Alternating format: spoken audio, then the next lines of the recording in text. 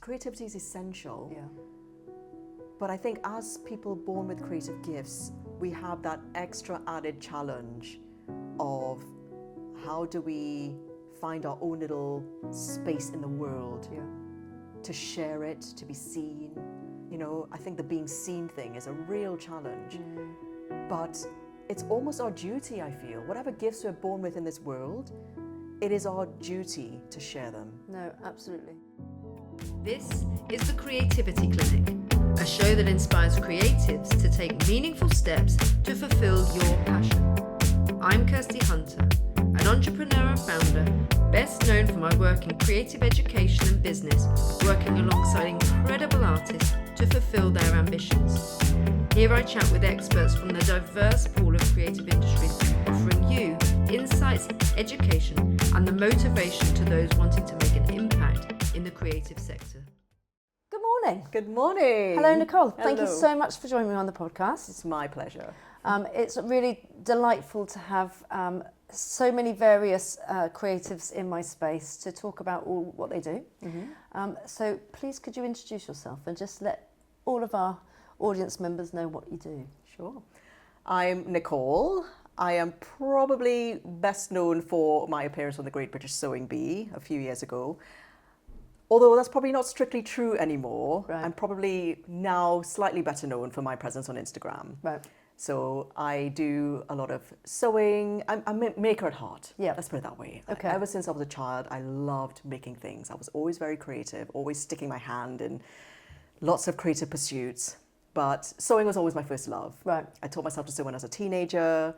I then dipped in and out of it throughout my 20s when I lived in London and had a corporate career. But I came back to it fully when I was coming out of one of my several careers. I'm sure we'll get to that. Yeah, we will. We'll absolutely get to that. Yeah.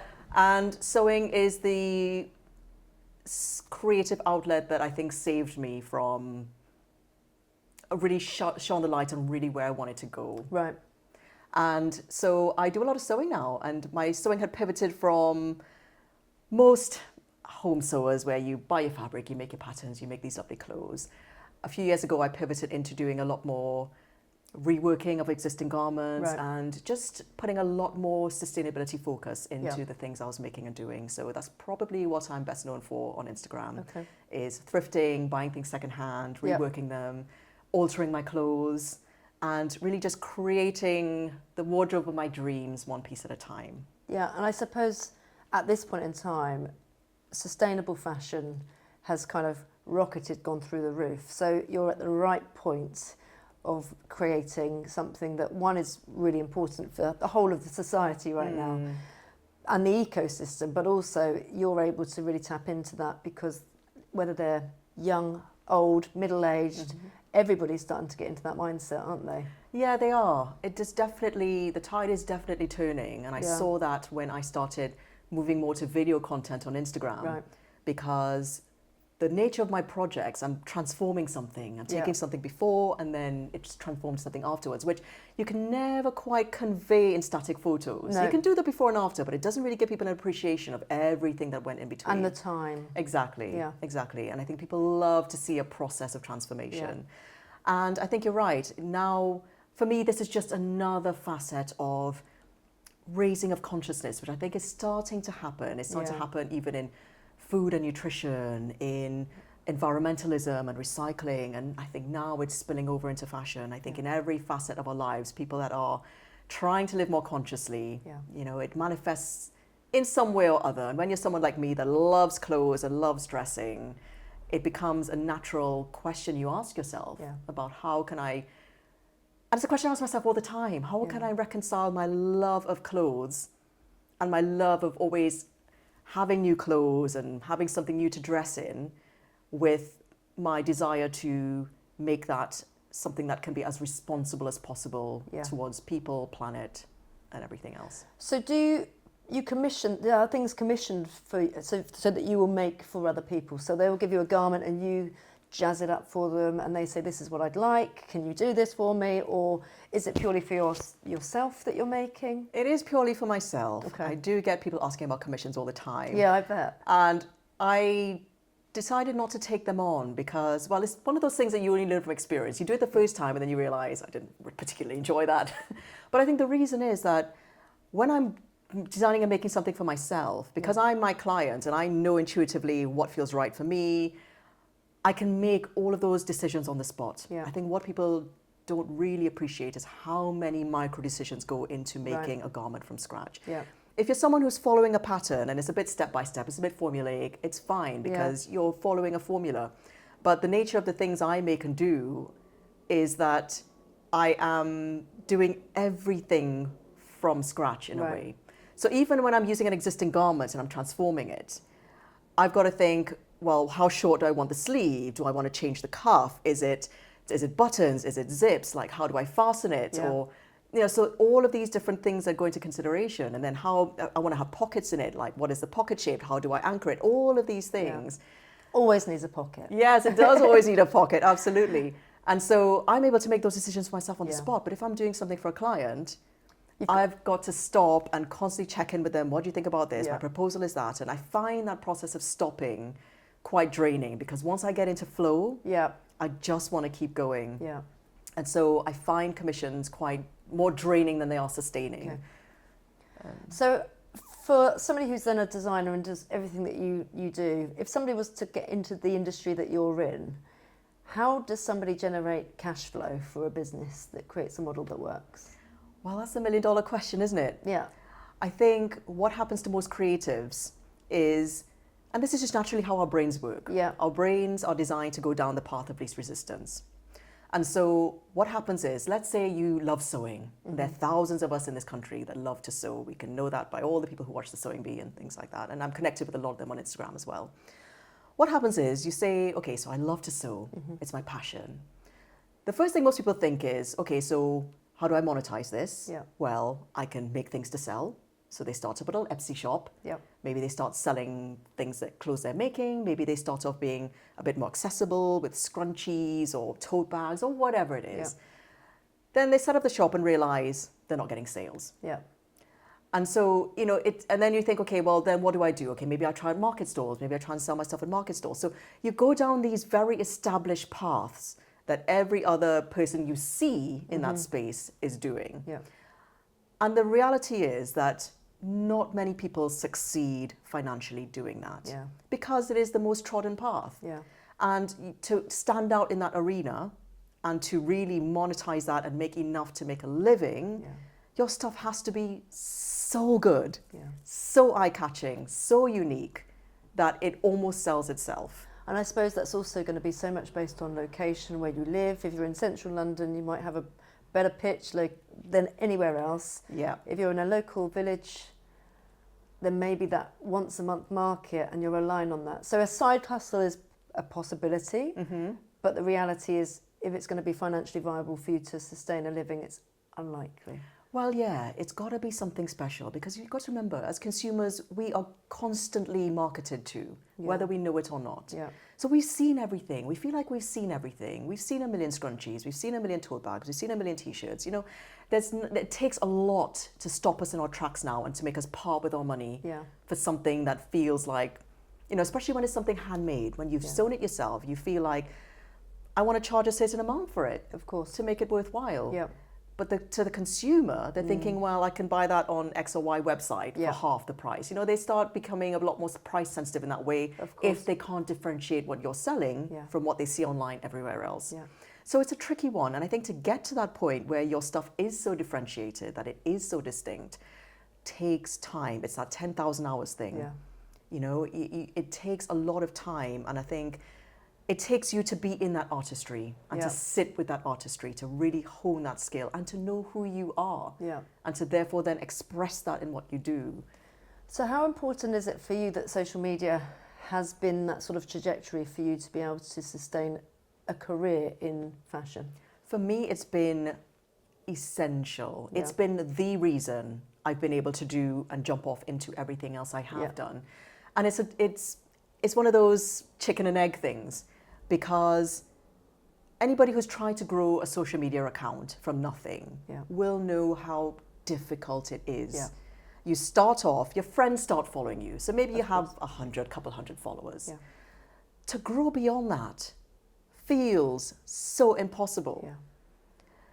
And so you kind of think, well, to start a business, trying to get exposure from social media is, I mean, you probably feel like you're banging your head against a wall.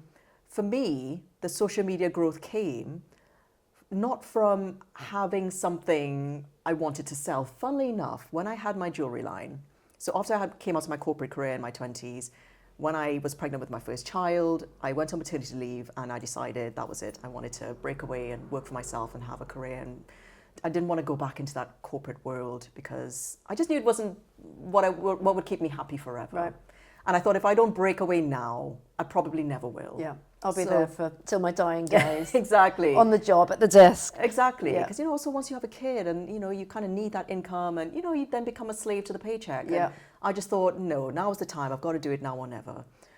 And so I did. And so I started up a jewellery line because I was making jewellery as a hobby for a couple of years before that. And I decided it's a very low barrier to entry. I don't need premises. I can do it from my dining table. If it goes well, I can scale up. If it doesn't go well, I haven't lost much besides paying out for a few materials. And fortunately for me, it did go well. It took off very, very early on. But when I came out of that career, because basically I got burnt out, it was going into the fashion grinder and I got spat out and I was very burnt out. But in that period coming out of that, where I didn't really know what I wanted to do, to finish that circle, when I had my jewellery brand and I started up an Instagram account, I really struggled to grow that account and I really struggled to find my voice as a brand. Yeah. Because as a brand, especially as a very high-end jewellery brand, my jewellery is being sold in Harvey Nichols, like very high-end boutiques. Yeah. And I was just in my spare room making all this jewellery, amazing jewellery. But I think the perception that buyers had, the perception that magazines had of what my setup was, everyone thought I had this amazing showroom. Yeah. They had no idea I was living in this grubby... Yeah, what goes on in the other scene? Exactly. Don't peel the curtain back, for God's sake. We're laughing about that because my kitchen on the other side of the camera is an absolute shit show. But so, can I just take you back to the sort of pre-corporate career then? What did you actually train in when you went? If you go to university, college, what did you train in? Yeah, I went to university. Yeah. So my A-levels, my whole academic career in school was aimed at sciences. Right. And going into medicine. Well. I had two older sisters, both wanted to be doctors, both are now doctors. Right. And I just did the whole thing following their footsteps. And I was very bright in school. So I was very strong academically, And where I grew up in Trinidad, if you were a bright child, you were very much encouraged to go into a high-earning traditional career. So I started off university declaring a pre-med major. Right. A year into that, I told my parents, I can't, I'm bored now of studying sciences. And did they disown you at that point? Well, they were a bit concerned, especially when I said I wanted to change my major to art. Yeah. So it wasn't even like something else practical. It was like medicine to art. What about a lawyer? No. So, they were just, what are you going to do with that degree? Yeah. And I said, I don't know, but if you want me to finish my degree in time, then that's what it's going to have to be, because I think I always knew, I just always had this thing. I don't know where it came from, but I think ever since I was a child, I always had this thing where if I felt the pull to do something, if I felt the inspiration to do something, I had to do it. Yeah. And so I just knew in my heart, I said, I don't know what the practical implications are. I don't know what I'm going to do, but this is what I feel I must do. Yeah. And it's funny because I knew I didn't want a career as an artist. I didn't see a career as an artist in my future, but I guess I knew there was something in me that wanted to honor the creativity that I knew I had in me all along. So I graduated with an art degree, visual art degree. Then I came to London for a gap year. Started temping, just to start earning some money. I came to the country. I didn't know anybody. My parents were just totally freaking out because I just packed all my cases and like, right, I'm moving to London. Didn't know anybody. So they're still back home? They're still in Trinidad back home. Right. And I'm coming to London with an art degree and like £1,000 in my pocket. And that was it, didn't know a single soul. And they were really scared for me. But again, I just felt the pull. I just thought I'd never even been to London before. But it was the one place I can get a visa to come. Right. So I was like, that's where I'm going. And the great art courses. Yeah. There I are, mean, but based in London? even then, I didn't think I was going to pursue anything in the arts. Right. I just knew I had to leave Trinidad. It was too small. I'd grown beyond it, and I just had to spread my wings.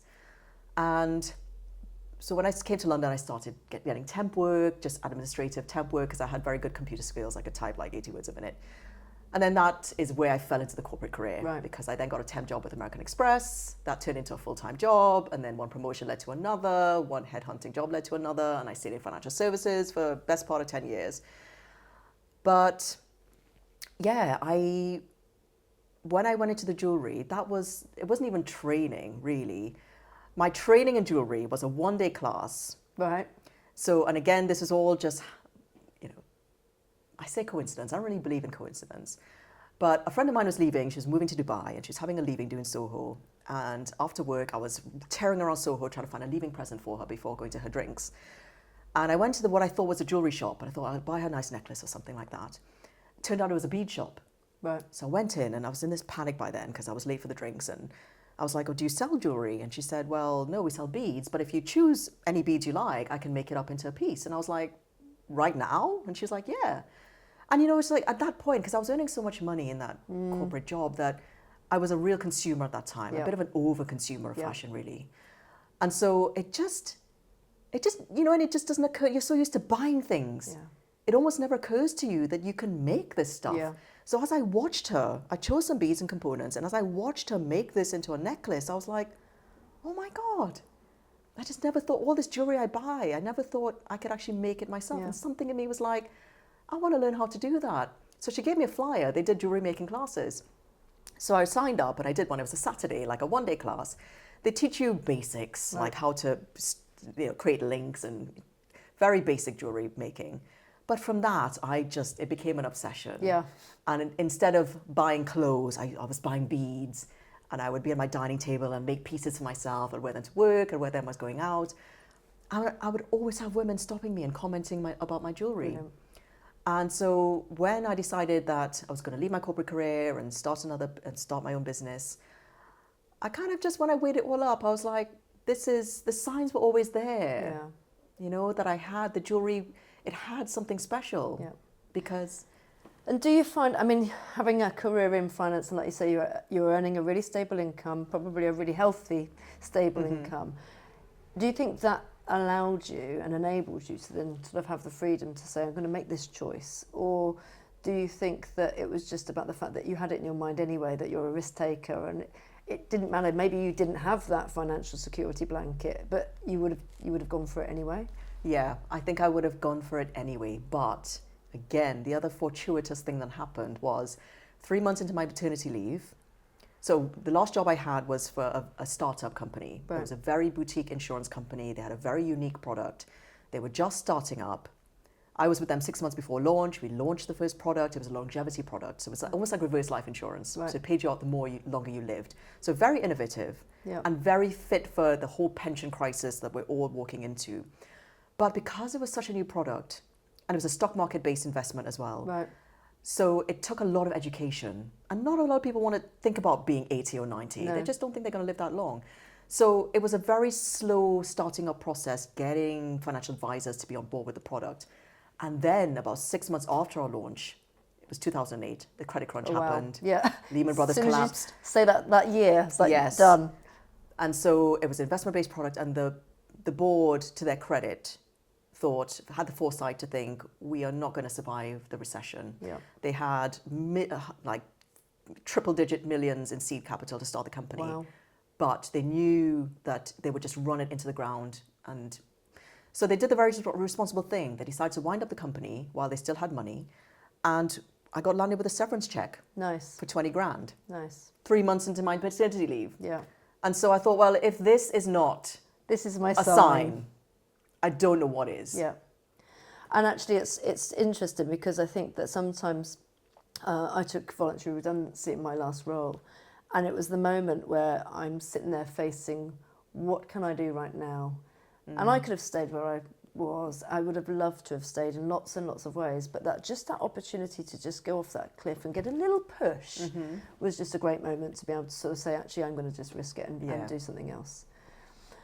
So you've done the finance career, you're now launched and you're in the jewellery making business. It's going really well. So how long before that steers into sort of more of the sustainable fashion? Well, I mean, another 10 years, I would say, really. Oh, wow. I mean, I was full-time doing the jewellery line for 7 years. Okay. When I say full-time, I mean full-on. Yeah. Lots of sleepless nights, lots of every season getting ready for shows. And because I was pretty much a one-woman band, I mean, I had freelancers who helped me along the way with the production and things like that. At some point when the jewellery line had really grown, I had employed someone who was my studio manager.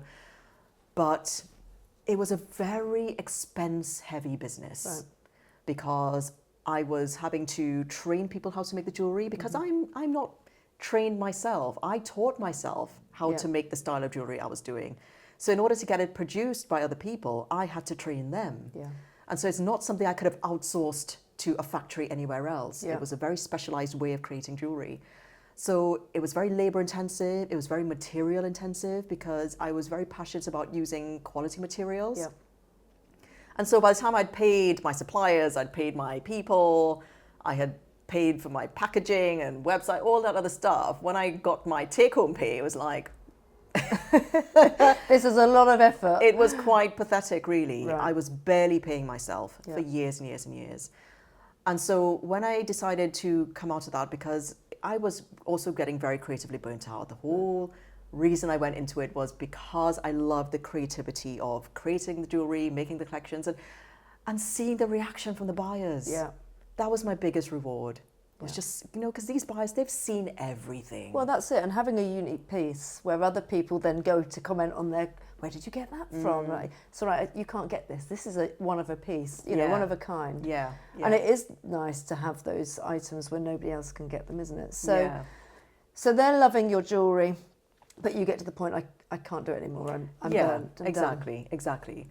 But to come back to the sustainability question, I mean, at that point in my general psyche and where I was in my life stage, I wouldn't say I was particularly like you wouldn't look at my lifestyle and think, oh wow, she's really has sustainability at her heart. I was like any other person, just consuming without really considering where was this made, where does it come from, like just if I liked it, I bought it. Yeah.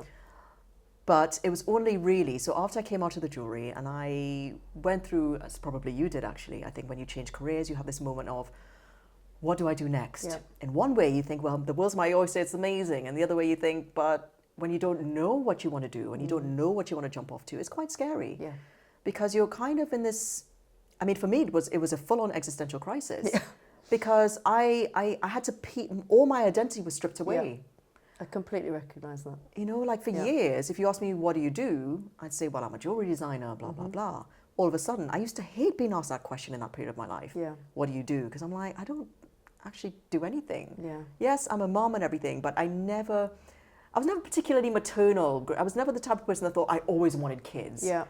And so I love being a mom, but even in my list of identities or what you might describe yourself. Some people like to start off, I'm a mum. I'm like, that's not me. I am a mum. It's a thing about me, but it's not everything about me. But that role that you play, whether it's in finance but actually being successful as an entrepreneur or really getting your hands dirty and taking those risks, you're a risk taker. You're somebody that wants to challenge yourself. So those are the things where it's the identity crisis, isn't it? You go, that's now gone. I can look after these children. I'm doing a great job of being a mum. Tick. But it is those other things. I agree that sort of says, well, who am I right now? Yeah.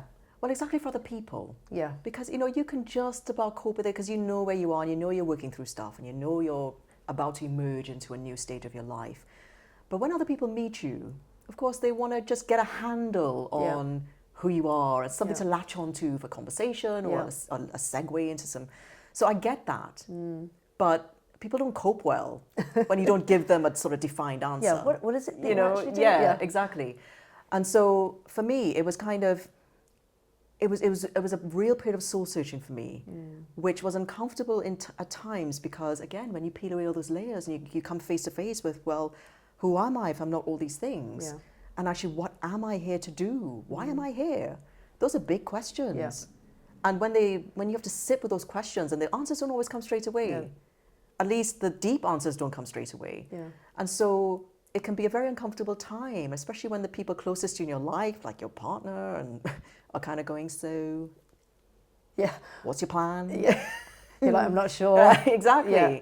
You know, they then start to feel a little bit uncomfortable for you because it's Yeah. like, well, we can't keep going like this forever. We Yeah. can't have you in this limbo forever. At some point, you got to decide what you're going to do, and Yeah. you got to like either get a job or start making. So something. what was that point where you kind of had to really kind of pull yourself up and sort of get your big girl pants on and say, right, I now know, I either know or I need to take some action? Yeah, well, that was the sewing bee. Right. So I had 2 years of, I describe it as my period of hermitry. It was like my 40 days in the desert. Right. It was 2 years. I had 2 years in the desert. Can I just ask how old you were at that time? I was, so that was in sort of 2018 to 2020. So I was 41. Okay. Yeah, 41 to 43, Yeah. roughly there. And I knew I needed to come out, right? Yeah. I had 7 years into jewelry of being seen in magazines, you know, kind of the jewelry was pretty high profile for a while, to just nothing. Yeah. No presence on social media. Apart from my very close friends, I wasn't really updating on Facebook. No one knew what I was up to. Yeah. But 2 years in, I decided, I was creating all these clothes, by the way. That's what I Right. was doing in my little period Okay. of hermitry. I was still, I thought I need to keep my hand in something creative still, because otherwise I'll go mad. Yeah. And so I went back to sewing. I reconnected with sewing. You know, I mentioned sewing was my first love. Mm-hmm. I really got back into sewing at that point because it was also a period where I wanted to get back into the joy of dressing. Yeah. I felt like 3 kids in. And you know when your kids are really little, Yeah. you're in that part of, you're just dressing practically. You just chuck anything on. Exactly. Yeah. Because you're getting sicked on, you're getting, you know, it's just, I would just grab whatever was in the washing basket from the day before, wear it again. You know what I mean? Yeah. I was in that. Yeah. And I didn't mind really. I didn't care at the time. I didn't care about looking amazing. I was kind of just in that period. You're in the trenches at that point, aren't you? But I was coming out of the trenches, you know, and when I worked in an office, the best part of my day was getting dressed in the morning for work. Because I love that whole thing of going to my wardrobe and thinking, what am I going to wear today? Putting an outfit together. I love that. That was my creative outlet at the time. But I didn't have that dressing for work thing anymore because I work from home. Yep.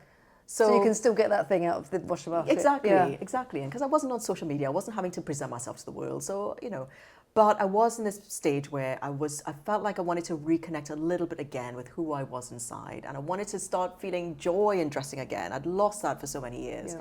And so my sewing was a way of creating clothes for myself that I couldn't find in the shops, by the way, because I tried. Yeah. That was my first port of call. I went back to all the favorite shops I used to shop at. I thought, I just want to get a few pieces and I just want to get into a wardrobe I can feel joy from again. And I just didn't see anything I liked. Yeah. So I thought, well, I'm going to try and make the things I wanted, because at that point I was becoming very specific about the things I wanted. Yeah. And so I got back into sewing at that point. And again, a bit like with the jewelry, when I would go out wearing the things I was making, I would have women stopping me all the time. Like, oh my God, where's that top from? Where's that dress from? And I'm like, I made it. I'm like, no way. So again, I knew I had something special with the clothes and what I was sewing. But I also knew from my experience of doing the jewelry line that I didn't want to start a clothing line. Right. It was hard enough doing a jewelry where you didn't have sizing issues, you didn't have all these things, but with clothing is a whole different ballgame. So I was just sitting with this thing of, I know I'm creating something special, but I don't know how I monetize it. Yeah. And then I just happened to watch that series of The Sewing Bee that was showing around that time. First series of The Sewing Bee I ever watched. It was the 5th series of it. Right. And I remember as I was watching the show, because I was fully immersed in sewing at that time, I would look at the challenges and I think, how would I do with that? Would I finish that? Or would I even be able to make that? Or how would I transform that? I really honestly didn't know Okay. how or if I'd be able to do those challenges. But there was something in me, I think it was the meeting of the fact that there was a curiosity in me that thought, I'd like to know. Yeah. I would like to know how I would do in those challenges, combined with, I'm kind of ready to be seen again. Okay. I'm kind of ready to come back out Yeah. and to show the world, to just show up in the world again. Yeah. And so I applied for the show and I got in, which when you think of, like, there were 12 of us that got into that series, at least half of us had applied more than once. Right. So And I would imagine there's quite a competitive market to get into it, right? It is. Yeah. It is. I mean, like I said, there's several people that have been trying for several Yeah. times to get into the show. So I was quite lucky that I got in the first time. But again, you know, it's just, we'll come to talking about visualization and all that stuff, I'm sure, at the end. But there was something in me that kind of, I don't know, I kind of knew I was going to get in, Yeah. but not from anything of like, oh, I'm so good, I know I'm going to get in. Yeah. It's almost like, I think I've always been quite an intuitive person. Yeah. And during that time of hermitry, when I did a lot of internal work, in getting to reconnect with who I am, Right. almost at a soul level. Yeah. And I think when you get to that stage of stripping everything away, spending a lot of time with yourself, Yeah. spending a lot of time with those deep questions of why am I here, I think you start to develop a real connection and intuition Yeah. with what it is your life is trying to lead you, what direction your life is trying to lead you. And if you get still enough to start listening, I think that's the problem for most people. Yeah. They're so busy, they never take the time to get still and to listen. Yeah, and actually I really resonate with that actually, because when I was working constantly, and I didn't think I was stressed at all. I just thought that busy was fine. I was doing my MBA, I had a full-time job, I've got a child, a family, you know, animals all over the place. I'm just busy, so busy. And, you know, I was a dance teacher originally that felt like I was a creative, but then had been stripped of all my creativity. And it was only in the quiet that everything then is pretty much, you know, nearly done, taken away, made a choice.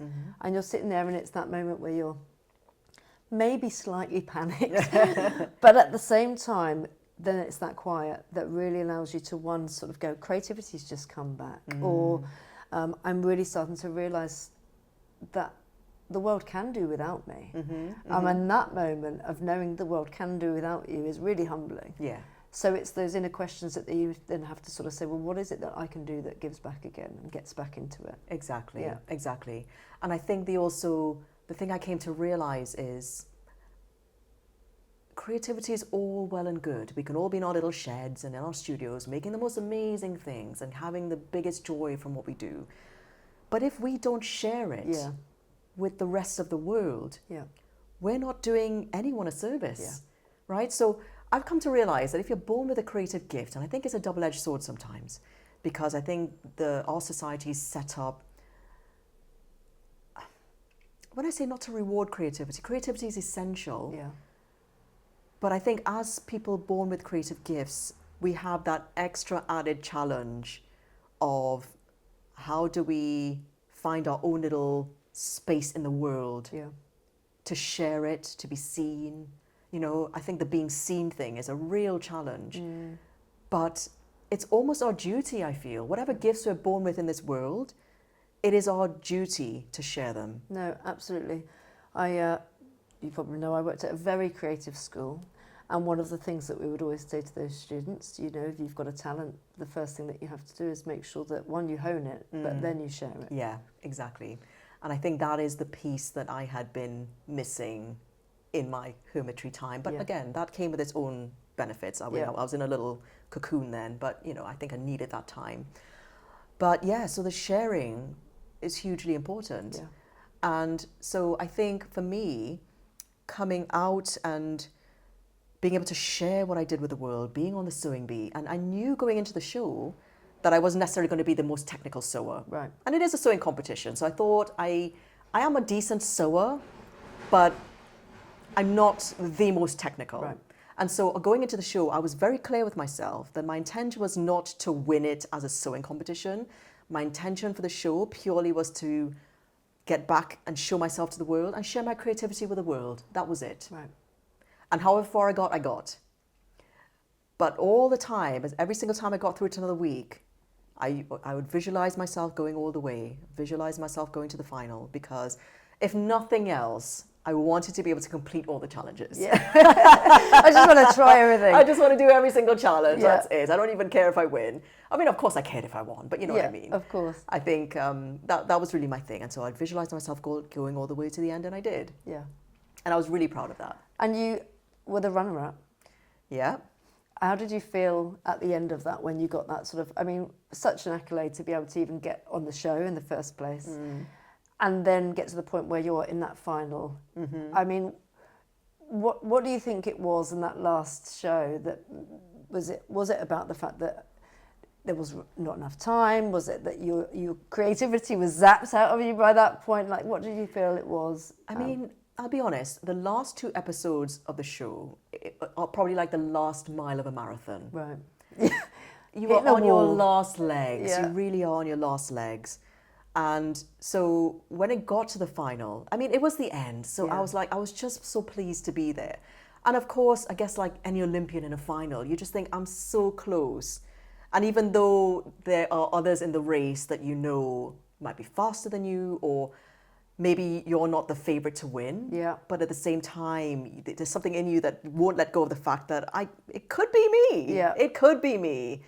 And so you give it everything. You give it your best shot. And of course, you don't know what the challenge is going to be. So you're kind of, I mean, you know what one of the challenges is going to be, but the other 2, you're going in completely blind. And I think for me, the thing is actually, after every single challenge in the show, because what would happen is in the filming, before they would start the filming, you all sat at your stations and, you know, they would sort of do the countdown, 5, 4, 3. Then the judges would come and so on.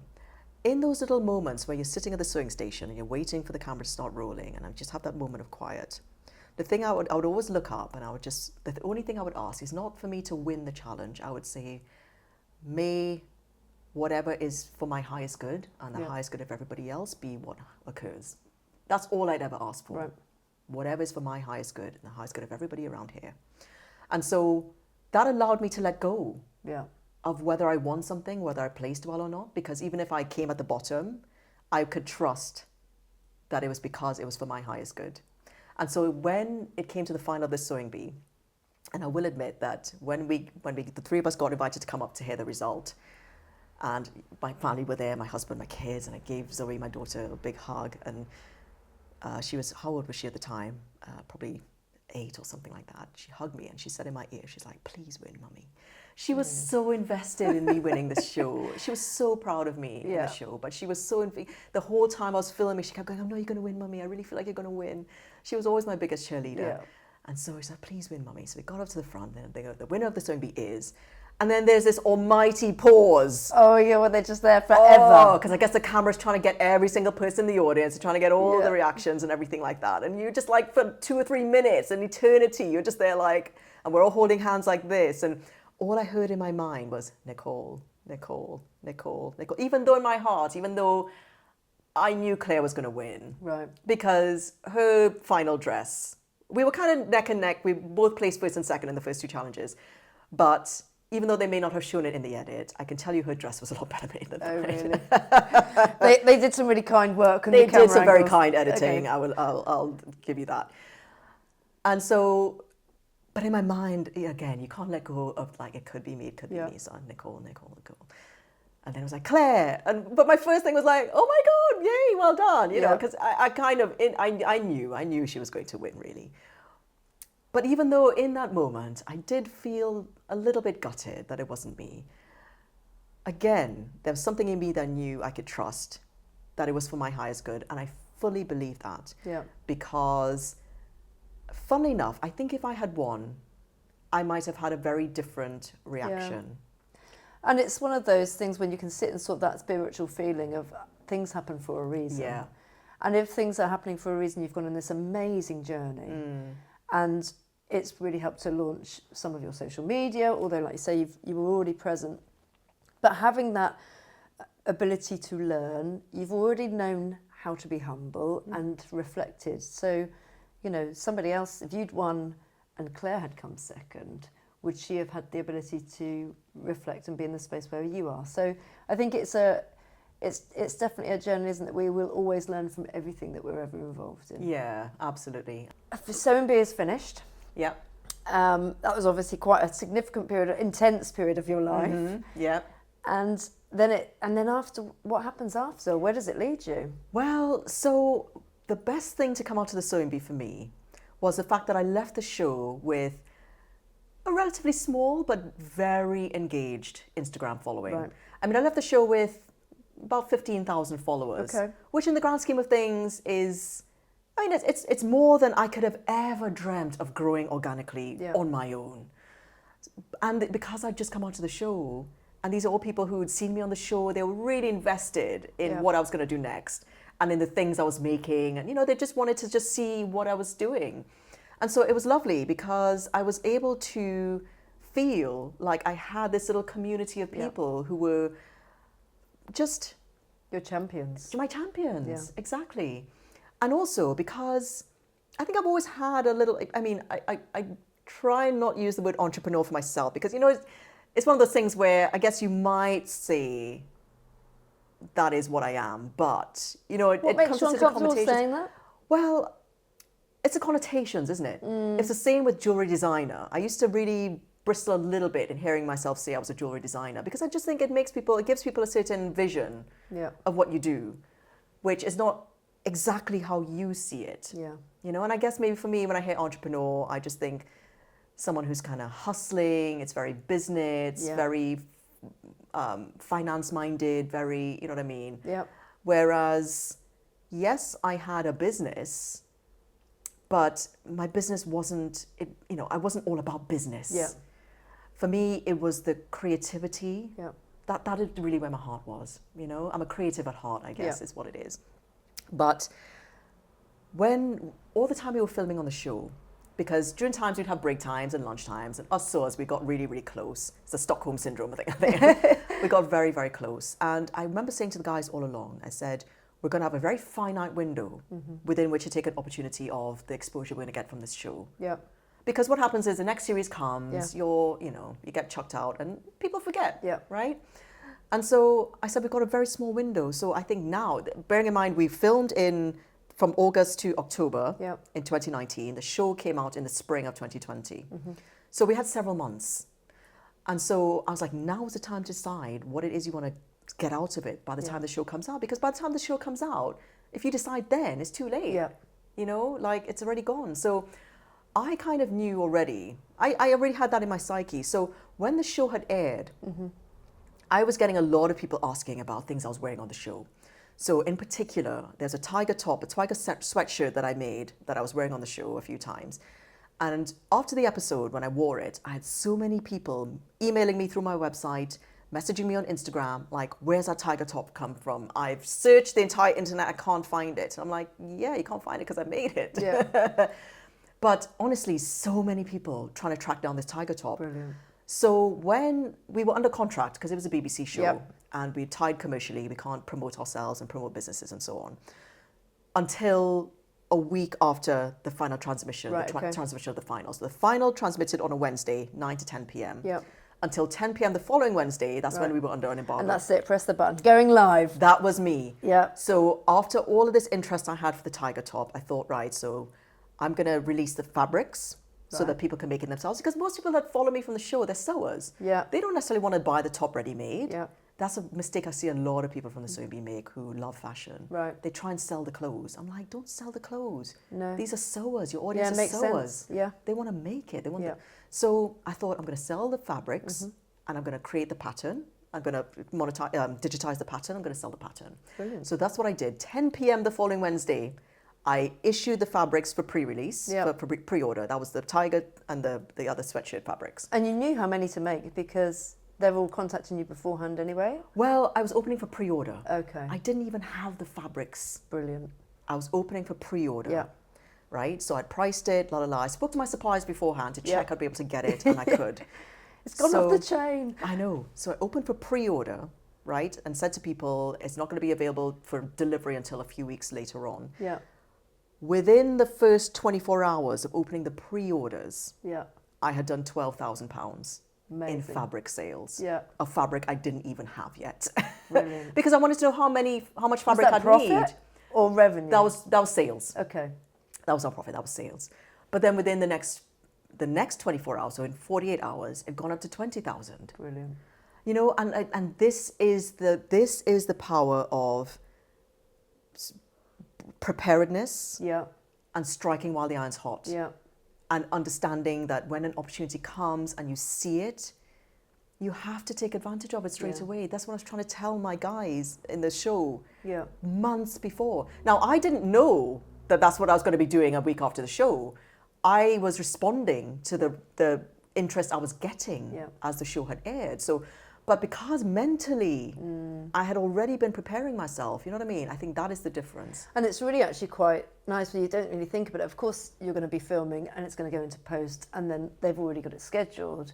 But actually that time in between the show finishing and you having that time to really go, well, actually, this is a real opportunity. So yeah, that preparedness is quite fantastic. And what do they say? Fail to plan, plan to fail. So you get all of these sales, you can cope with the capacity at this point because it's just you still. So well, it was just me still, but because I didn't have to worry about all of that until a few weeks later. So once I knew what the orders were, what the volume was, I was then able to play my order with the supplier, and then it was going to take 4 to 6 weeks for them to deliver it. So there was a bit of an icky patch where I had to, I mean, people did know they were going to have to wait, but because I didn't have a definitive delivery date, and of course, you know, most of Europe shuts down in August, and my suppliers were in Italy and Spain and France, and so I kind of had this period of like going, oh, just please wait, please hold on. And, but it was sort of, I was just feeling my way really after that period of time. Like, what is the space I'm creating? You know, at the time I had a vision for creating my own fashion house, but it wasn't going to be a fashion house in the traditional sense of, you know, I'm going to sell these clothes and all that stuff.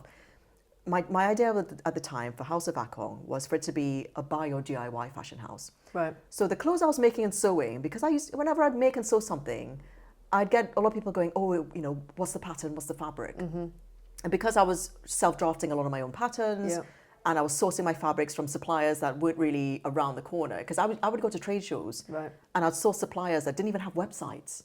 You know, so it's not the kind of fabrics you would see. And because of, you know, I had a certain eye for fabrics, I guess, because I love texture, I love color, all that stuff.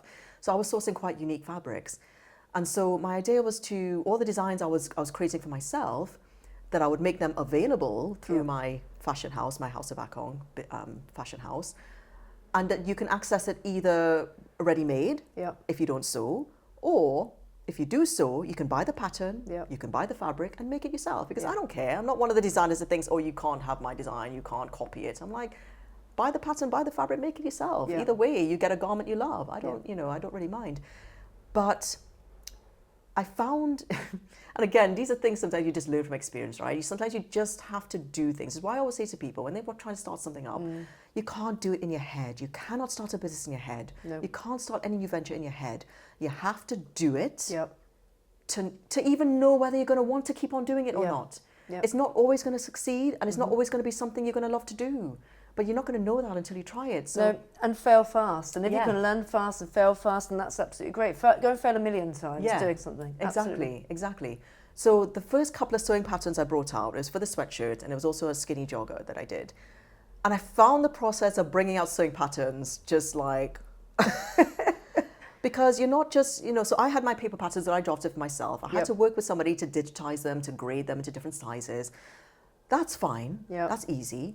Then you get to the sewing instructions. Then you got to do the whole step by step. And then because the done thing is to illustrate them and to, so then you got to find an illustrator who can illustrate each step. And that's a very specialized skill. You got to pay someone who knows how to do that stuff. And then anyway, I found that whole thing quite draining. And I thought, do I really want to be spending my days doing that? And the answer was no, because the more time I spend doing this stuff, the less time I spend sewing and doing the bit I really love. And so after 2 patterns, I was like, oh, I don't want to do this anymore.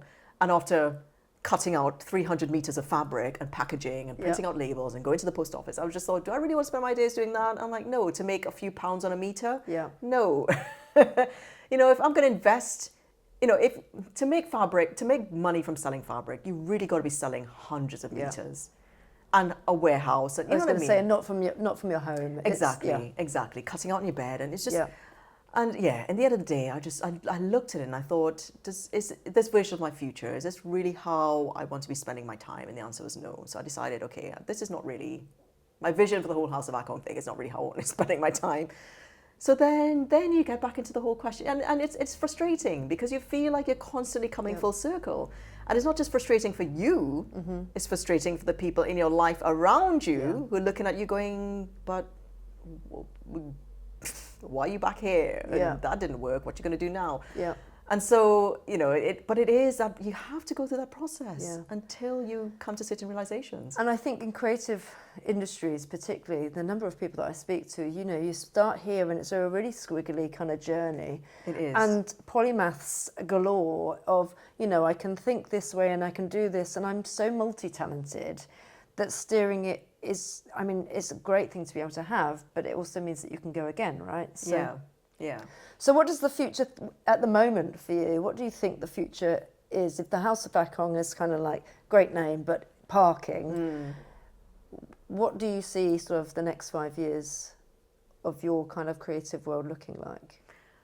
Well, I came to a few realizations after going through all of the trial and error. I think one good thing is that the more you know what you don't want, the more you can start to realize what you do want. And what I began to realize is that my joy and my bliss and all my creativity comes from me making clothes for myself and wearing the clothes I've made. Yeah. That's my bliss. The question is then, well, how do you monetize that? Who's going to pay you to make clothes for yourself? Right? I mean, it just sounds so silly. Who's going to pay you to make clothes for yourself that you enjoy? But funnily enough, when even things that sound ridiculous, when you realize, when you really get down to where your joy is in all the things you do, and you become loyal and faithful to that thing, right? So this is what happened with my Instagram. My Instagram became the place where I shared that joy of making clothes for myself. Yeah. And what's happened through that is that I've almost become, and again, I don't like this term, influencer, but my account has grown so much that people kind of see me as an influencer, right? So what I've realized is that I've gone from what was a product brand with the jewellery, and even when I did House of Akong briefly, even that was kind of a product brand, really. It's supported by my personal brand, but really I was selling product.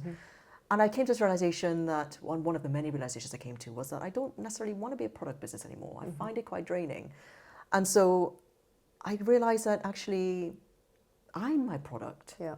My creativity is my product. And not just my creativity, the inspiration people get from my creativity is the product. Yeah. I came to realize that I think my gift and my mission here in this lifetime is just to give people inspiration. Yeah. Through the things that I make and do. And so with the followers now that you've got, does that mean that you've got sponsors? Do you get people that are sponsoring you on Instagram? Do you get things sent to you? Do you have designers kind of contacting you and saying that we want you to advertise this for us as an influencer? Yeah, I do. I've got brands that I've worked with now on Instagram. Mixture of some fashion, but I mean, obviously I have to be very selective about what I promote on my Instagram because I think people have come to know me for the sustainability aspect of the things I make, the fact that I generally thrift and use secondhand things rather than try and buying new materials and new fabrics and new clothes. And so, I did make the mistake of partnering with a shapewear company fairly recently, quite a few months ago.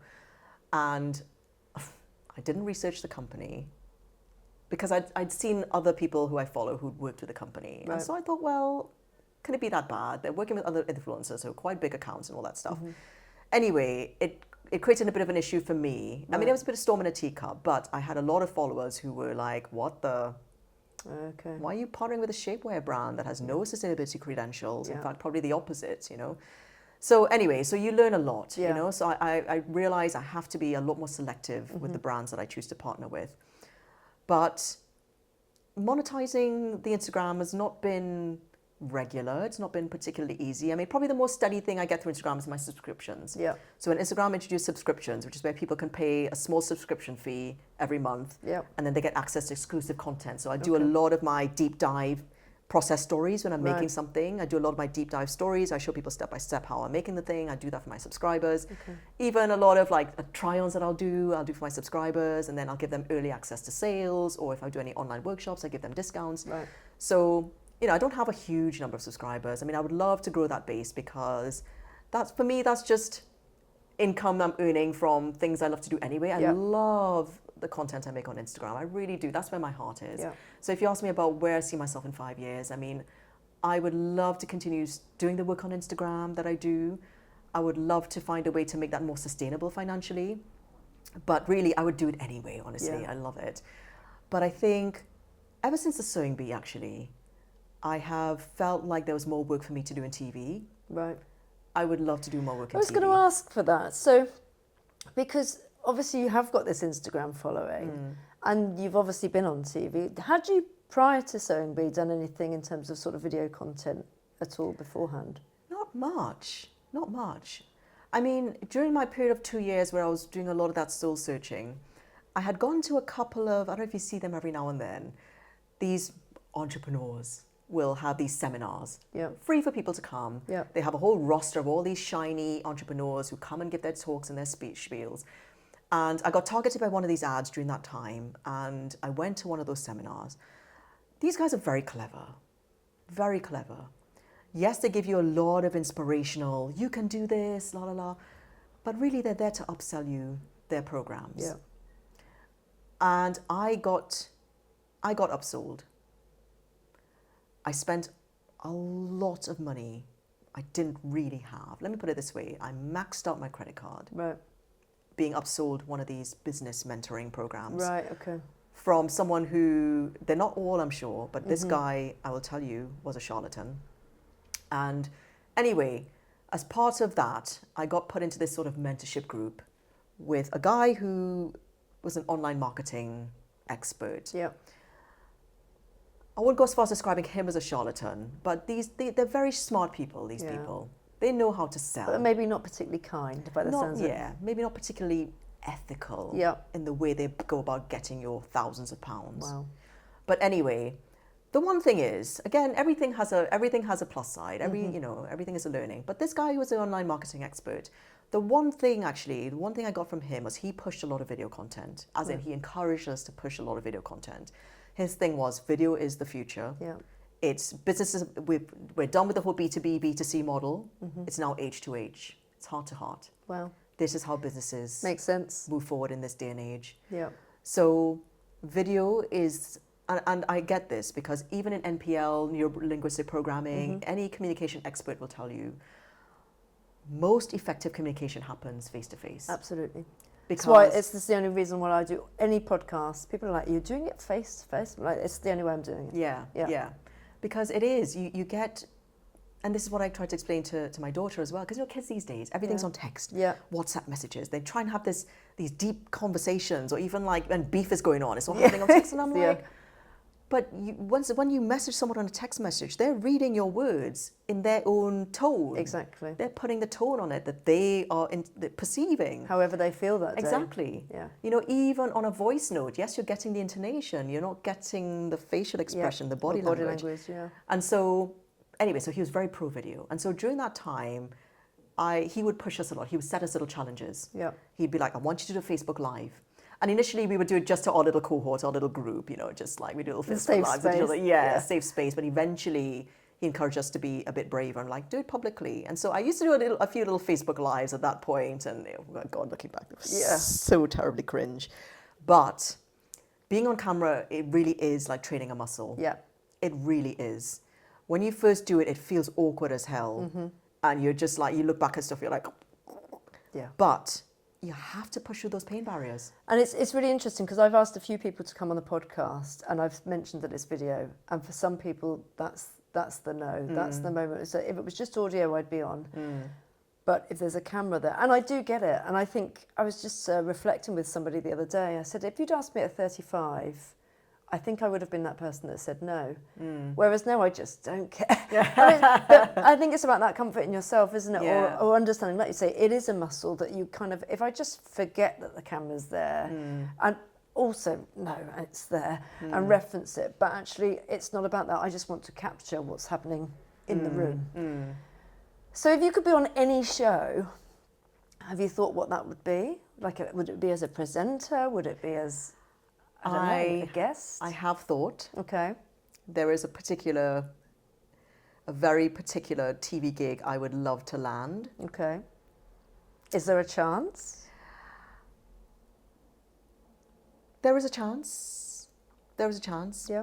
it's one of those things where, you know, in your mind, you kind of think, because you know certain ins and outs of how the industry works, and your rational mind says, but the chances are very, very slim.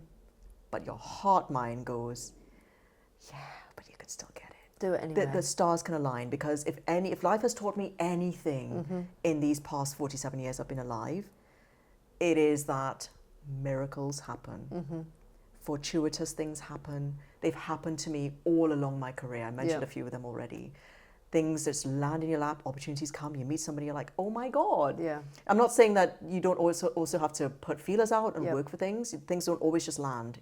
It's that mixture of putting your intention out there, sharing that intention with people, the right people, and then when the opportunity comes, be ready for it. No, and I think that's really important. I mean, it's about taking action, and when you say sharing it with the right people, you have to already surround yourself with the right people. And I think that is probably one of the biggest steps and challenges, and it's how do you get in front of the right people?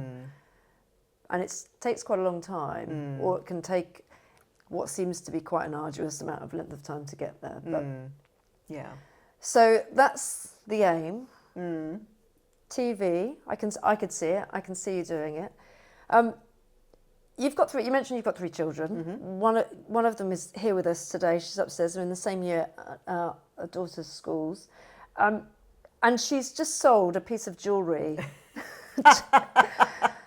to my daughter's friend, and my daughter's now seen it and gone, I now want one. Of course she does. So it's obviously passed down in the family.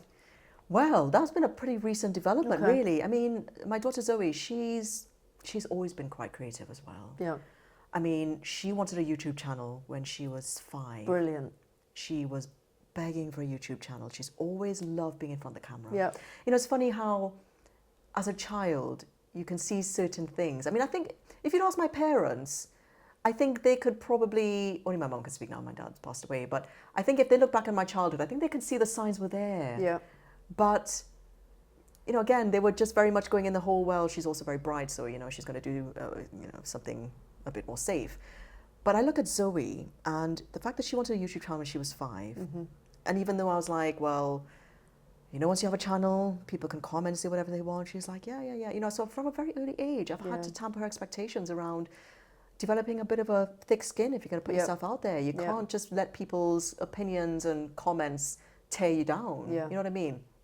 She's always loved dancing, and she's like painting, and, you know, she's always been very creative. And so with the jewelry stuff, I mean, because she also loves clothes, I know she's a teenager now, so she's all into her fashion and all that stuff. And I guess being surrounded by me in the jewelry making, and I have so many supplies and beads and things around. And so I have that thing where when we'd be out somewhere, because she was, for a while, she was loving collecting bracelets. When she was in primary school, she had this thing about everywhere we traveled, she wanted to buy a bracelet, and she would collect these almost like souvenirs. Yeah. And it got to a point where with certain pieces of jewelry, she'd say, oh, can I buy this? And I'd look at it and go, but we can make that, babes. Like at home, we've got all the beads to make that. I can show you. And she'd be like, okay. And it got to a point where she's like, okay, well, mummy, can we make a bracelet? Can we make a necklace? And then I'd show her. And because I'm not the most patient teacher sometimes, I have to say. I don't know if you feel this with... No, I am exactly the same. It's painful sometimes when you know and can do something yourself. Yeah, exactly. It was something quite fiddly. Some of these things, to when she, especially when her hands were a bit more little, when she was younger, the dexterity needed to put a bead onto a piece of elastic and not have them all, you know, come off the end and all that. And that did happen a few times. And tears and tantrums. And, you know, it gets to the point where like, right, that's it. Jewelry making session over. Yeah. But now she is that bit more dexterous, and she has that bit more patience. And so it's amazing what they'll learn when you give them the freedom to do that. You know? Yeah, and I guess the environment and nurturing that's available for that, because if you don't have that and you've had academic families or a sort of directions, it's almost like it's not the done thing to be able to do that. So actually she's got that safe space to be able to say, well, actually I can trial this, and I've got access to all of these amazing beads. So I mean, why not? Well, also she's in this thing of like, she's been asking for ages, how can I make some money? How can I make some money? Because, you know, she wants to buy her little things on Vinted. You know what I mean? She likes doing her little shopping trips with her friends. And, you know, there's a time when, okay, we might give you a bit of spending money, but, you know, there comes a time when I'll just say to her, go and earn it. Dude, exactly. Like, you know, just at some point you just think, well, why don't you sell some of the stuff you don't want on Yeah. Vinted? And then with that money, so when that started to happen, so I started selling a few things for her on Vinted, and then Yeah. I'd be like, oh, listen, these trainers got 40 quid, and she'd be like, oh. Yeah. And she suddenly started to wake Yeah. up to the fact that, oh This my is God. good. Yeah, Yeah. exactly. Yeah. And suddenly I've got £40, and it feels good to have that money, Yeah. you know? So she, I think she made a necklace for herself, and then one of her friends was like, oh, can you make one for me? And she's like, okay. So, she charged her friend five Yeah. pounds to make this necklace, and I'm like, and then she got the bug for it, and then, so her friend posted this, and another friend wanted to buy, and then I think as she began to realize that, Yeah. And what's really great about it is that at any given point, whatever direction of travel she goes down, she's always potentially got a side hustle that will fund her going to university that she wants to do, or straight into the world of work because she's already prepared for it. And the Yeah. YouTube channel at that stage, I mean, she's ahead of me. I wish I was there. well, So if you were to give any tips for anybody out there sort of going on this journey, or what would you suggest? Because I think it's really interesting hearing you navigate that journey for you, and whether is that something that you get through experience in life, or is it something that you can maybe get to earlier?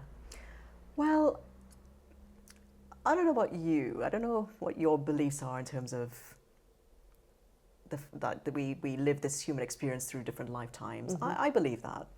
I believe we live this human experience through different lifetimes. And I also believe that in every lifetime that we're here, our soul comes with a different purpose, a different mission, because we want to learn something new. Yeah. And I don't know, I feel like maybe in this lifetime, I've come into this world with a mission of, a knowing Yeah. that I would have to forge my own path doing something, that I wasn't here to just trod the beaten path and to stay in a safe career. Yeah. I don't know. I think I always knew that my life was going to be a little bit different, a little bit unconventional in that sense. And I think also, in terms of tips, I think for anyone in general, but particularly people who are born with a creative gift and who also feel like their life is destined for something other than the trodden path, you've got to maintain such a strong self-belief. Yeah. And when I talk about self-belief, I don't mean confidence and kind of like, I know I'm all that. It's nothing to do with that. Yeah. It's a very quiet voice inside you that even in the face of other people telling you it can't be done or it's unlikely to be done, even, because my husband's a realist, he calls himself a realist. And so when he weighs up something or an opportunity, he'll think, well, he's the type of person that won't bother applying for something if he thinks the odds are against him and it's not, Whereas I'm the opposite. I kind of think, well, there's nothing impossible. Yeah. If you don't do it, how, And you've just got to ask sometimes. Yeah, exactly. But also there's this sort of thing of, well, why not be me? Yeah. But even, as I said, that self-belief thing is that thing, that little voice inside you it is your inner champion. Yeah. But how do you think you get that? Because I think that for some people, maybe that's quite an innate sort of skill set to have, is that I know, regardless, that I'm going to be okay. And I know that. And I think, I don't know whether that's my journey, my life path, the resilience that I've built up through, trauma or whatever it might be. There's a journey that's taken me to the point that gets me here that says I've got that self-belief. If you don't have self-belief and you are a creative, is there a way that you can get there? I don't know. I do believe so, because I believe that anybody who doesn't have that self-belief, it's because it got knocked out of you at some point in your childhood or somewhere along your journey. Someone said to you somewhere along the way, you can't, or you never will, or not even you, but there's something in the way they spoke that made you believe that it's much harder to do things than they actually are. You know what I mean? I was quite lucky that I think I fell into very positive feedback loops throughout my childhood. I grew up with very loving, supportive parents. Again, because I was very strong academically, at school, I was smart. And even in my other pursuits, my parents were that sort of, they signed us up for ballet lessons and piano lessons, all these things. And even though I wasn't a natural dancer, I wasn't a natural pianist, but everything I put my mind to as a child, everything I tried, I gave it 100%. Yeah. And I practiced. And I wasn't just that kid who would just be like, oh, I can't do it, I give up. I would just keep going at it and going at it and going at it until I got to a point where I was like, oh my God, I did it.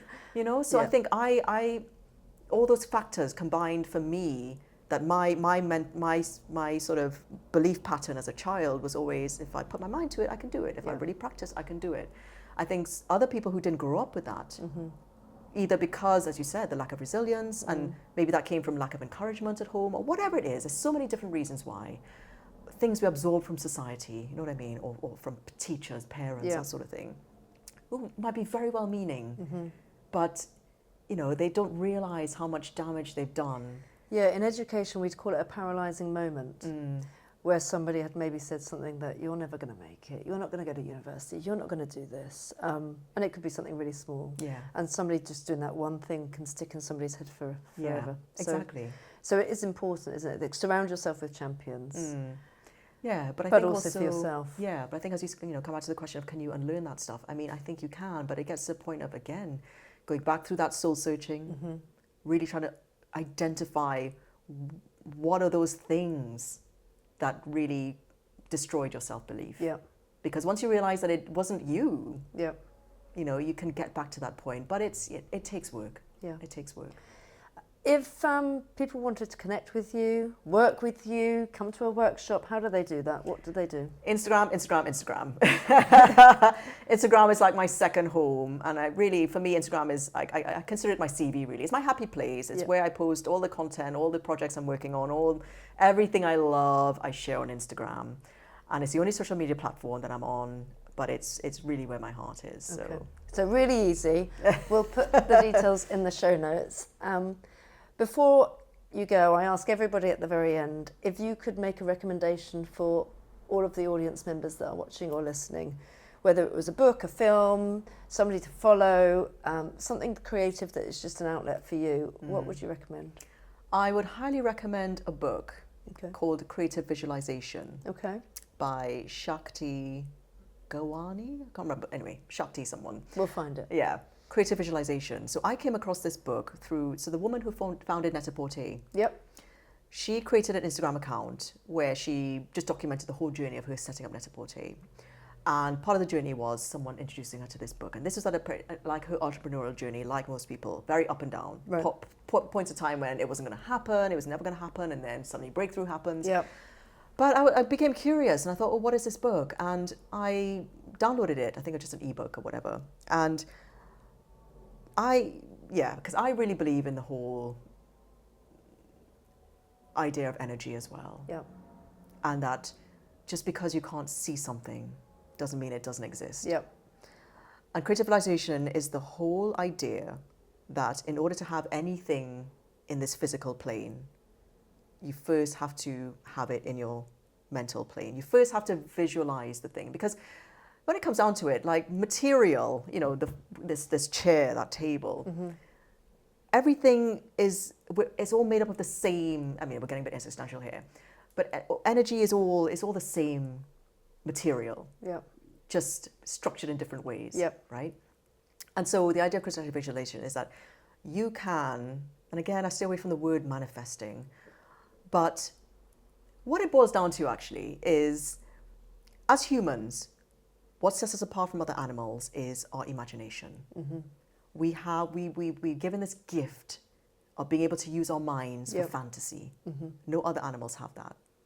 Now, we can use our fantasy minds for many reasons, for many things. Most people use them to fantasize about disaster, to fantasize about, that's what worrying is, and anxiety. It's fantasizing worst case. What if this happens? What if that happens? But we can train our minds to fantasize about best case scenarios, about what we actually do want, about the amazing things that could happen. Because either way, whether you worry about worst case or whether you worry about or think about best case, either way, none of those things have happened. They're just in your mind. So the best use of your imaginative mind is to use it to visualize your ideal scenarios. What would you like to happen? So this TV gig that I'm visualizing at the moment. Now, I'm not again, I've learned to also let go of outcomes. I'm not going to die in a ditch because me getting that gig means someone else leaving it. Basically. And I don't wish that for them particularly. But it's one of those things where if the time is right for them, if the thing is right for me, if not, the line I love, I'll close with this. in the book Creative Visualization, what she ends with is, once you have visualized what it is you want, you end with this line: this or something better now manifests for me in totally satisfactory and harmonious ways for the highest good of me and everyone concerned. Yeah. So what you're saying is, I would love this to happen. This is my dream. But if not this, something better. Yeah. Because the universe is infinite. And there will be dreams that you would never have thought of to dream for yourself. Yeah. That would be infinitely better than the little dream you're dreaming for yourself. Yeah. So I think it's great to have that little vision for yourself, that little dream, even if it feels impossible. That's the thing about visualization. You don't worry about the mechanics of how possible it is or how likely it is. That's not your concern in your fantasy life. In your fantasy life, all things are possible. Yeah. And at that point, you take your steps towards it, and that's where you go. Yeah. Nicole, thank you so much for your time and coming to join me. Thank you for inviting me. Thank you.